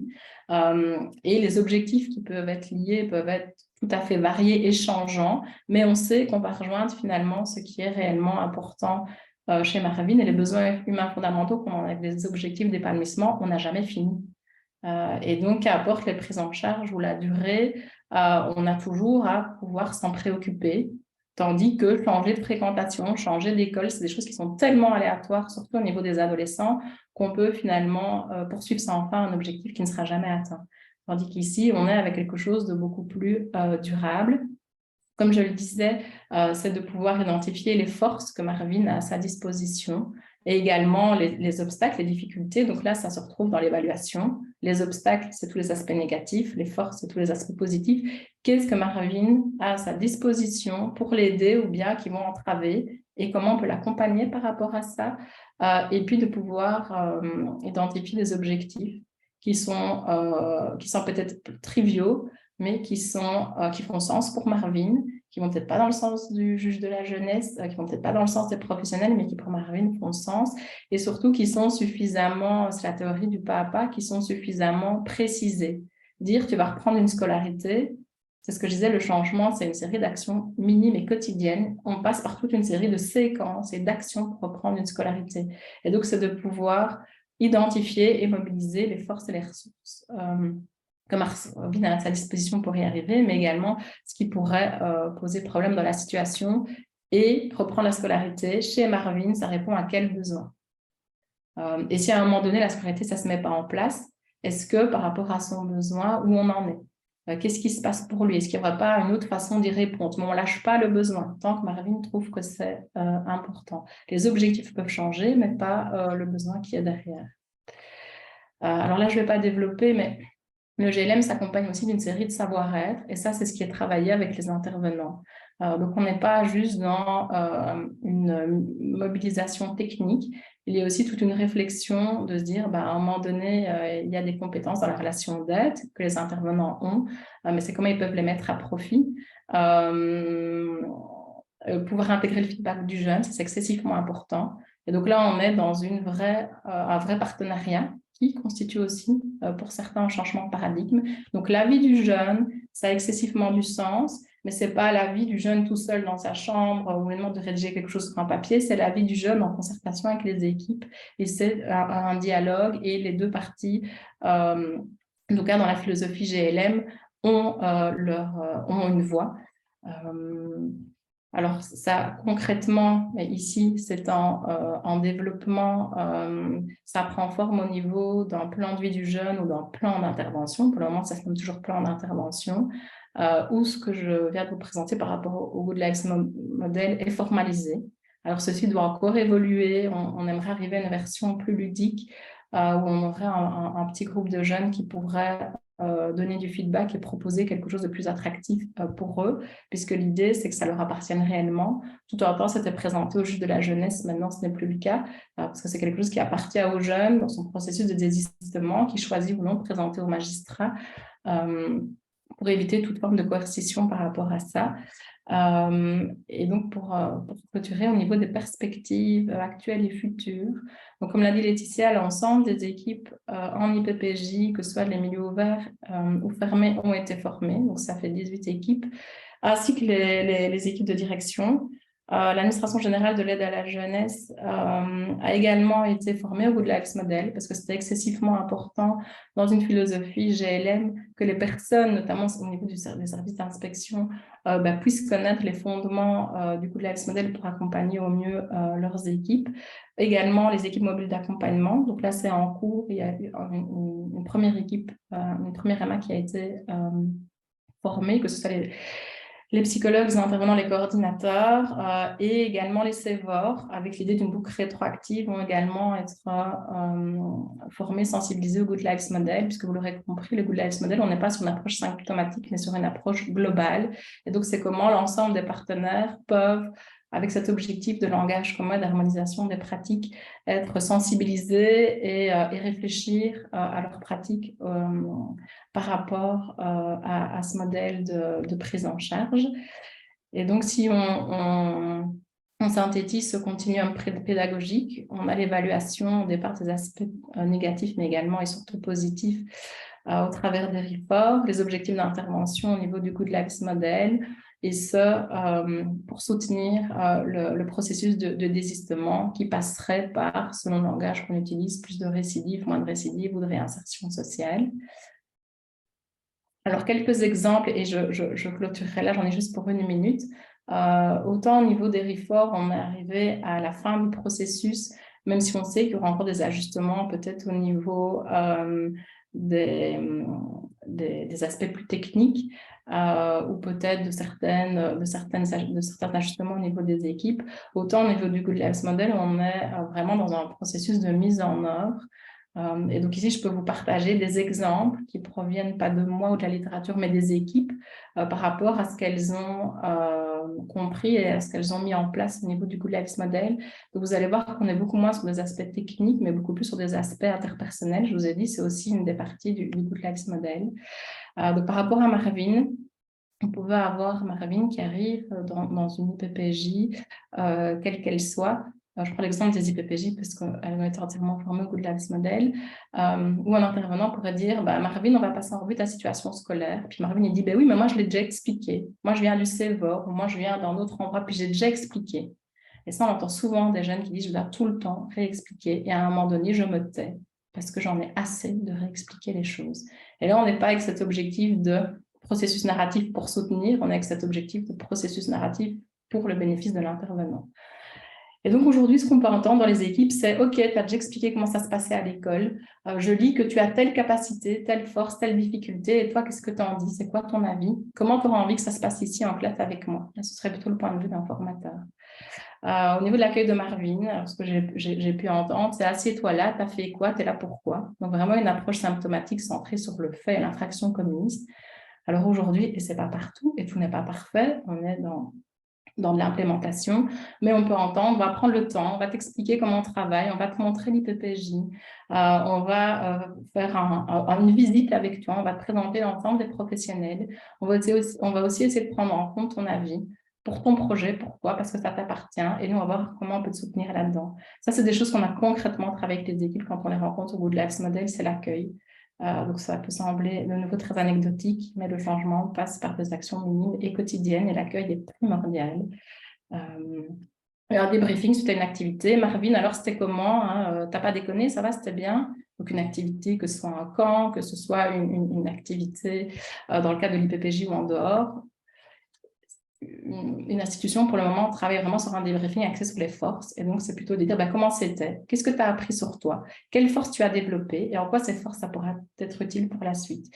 Là, vous voyez, on est vraiment avec des exemples très concrets de comment ce modèle, peut-être un peu trop théorique, que je vous ai exposé, peut se transposer au sein des milieux de prise en charge dans le quotidien avec les jeunes pour soutenir justement ce processus de désistement et l'envie de mettre à un moment donné un changement en place.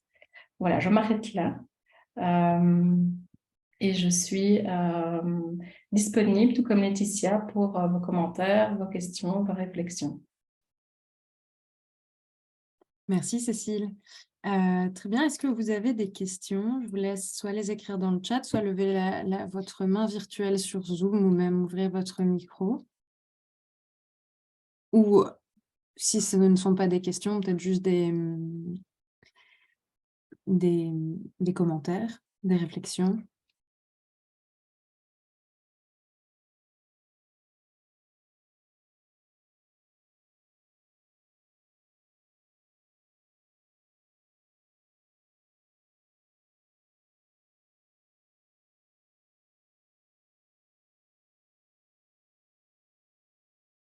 Ok, écoutez, si je vois aucune question, donc je pense qu'on va en profiter pour conclure alors. Je te remercie Cécile, je te remercie également Laetitia de nous avoir présenté ces différentes thématiques. J'ai trouvé particulièrement intéressant que Laetitia, tu mettes un peu en perspective la réforme et la structure et que tu qu'on fasse le lien en fait avec donc à quel moment ces modèles sont utilisés. Et toi Cécile, tu nous présentes un peu plus donc ces modèles théoriques, mais qui aujourd'hui, en fait, sont utilisés en pratique dans les IPPJ. Je pense que c'est intéressant aussi de voir un peu, d'être un peu plus au courant de ce qui se passe oui, dans ces IPPJ. Je suppose que pour vous, en tant qu'avocat qui participez, quand vos jeunes vous racontent ce qui se passe, ils n'utilisent pas la présentation du modèle en tant que tel. Et voilà, vous avez un peu plus une idée précise de ce qui sous-tend les actions aujourd'hui. Voilà, mais je vais... Et Eva, si je peux me permettre, Je t'en prie. ça fait partie du processus d'implémentation et vous avez accès aux rapports provenant des CEVOR. Et de mon point de vue, il y a des forces qui doivent être nommées à chaque fois, même face à des profils très compliqués. Et donc, quand vous n'avez pas de force qui est présente ou qui est recensée, parce que maintenant, elles apparaissent très clairement, ben, c'est des choses que vous pouvez soit ramener aux équipes, soit vous pouvez aussi me contacter. Ça fait partie du suivi qu'on a avec les équipes. Parce que voilà, malheureusement, face à la population prise en charge, on a sans doute une facilité à aller vers ce qui ne va pas et à le questionner et à l'examiner et à le mettre en évidence et beaucoup moins ce qui va bien. C'est pour ça que c'est excessivement important de pouvoir axer formellement sur les forces. Et donc, quand il n'y a pas de force qui est présente, c'est ce que je dis toujours, ça ne veut pas dire qu'il n'y en a pas. Ça veut peut-être dire qu'on est face à quelqu'un ou face à une équipe qui ne s'est pas autorisée ou qui n'a pas pris le temps de pouvoir les examiner. Donc, c'est en ça que c'est vraiment important d'avoir maintenant une évaluation qui les recense. Mais on sait que le changement, ça prend du temps. Et donc, c'est pas parce qu'on n'est pas avec ce bouton on-off. Et donc, tous les retours sont les bienvenus pour faire évoluer ces dispositifs. Merci Cécile. Je vais arrêter l'enregistrement et je